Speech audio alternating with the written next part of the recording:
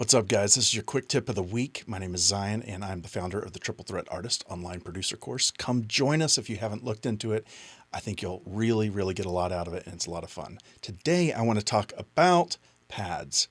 So synth pads. Pads are usually done through a synthesizer, and whether it's a soft synth, like inside your computer, or a hardware synth. I'm using Omnisphere here, and I want to show you some examples of pads. So here is...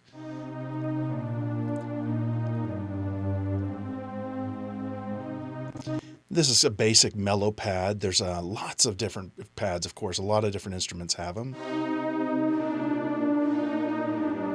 And it just creates that sort of blanket in the background that you can usually use to kind of present the chords in a song really nicely with pads without it really projecting, like sticking out like a piano would. It's just kind of to establish the chord progression if you have a very sparse sparse production.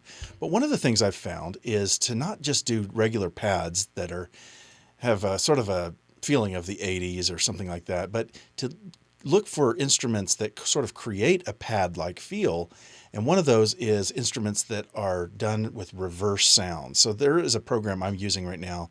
It's made by Output. I have no affiliation with them, called Rev, that I really like. And all the instruments are made up of different backwards sounds. So sounds that were recorded and then flipped around, and then they sample those and make pads out of it, and you can control it. It's pretty cool. You can do this manually, by the way. It's just a little bit of work.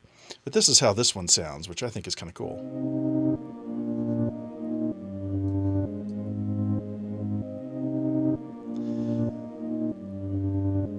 Now, I took a existing patch in this program, and I modified it, and I made it sort of my own, and I had to add some little wobbles and flutters to it, and I changed the attack time and you know, the ADSR, the attack, decay, sustain, and release, and you can modify that. And I made this sound. So now in the mix, it kind of sounds like this.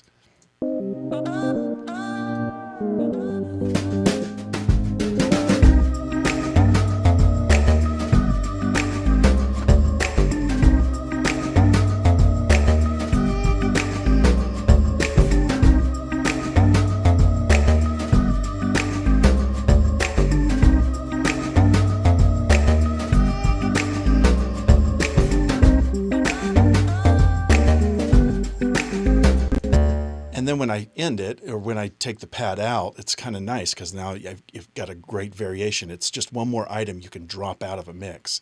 One of the best things about music production is elements that come in for a little bit and then leave.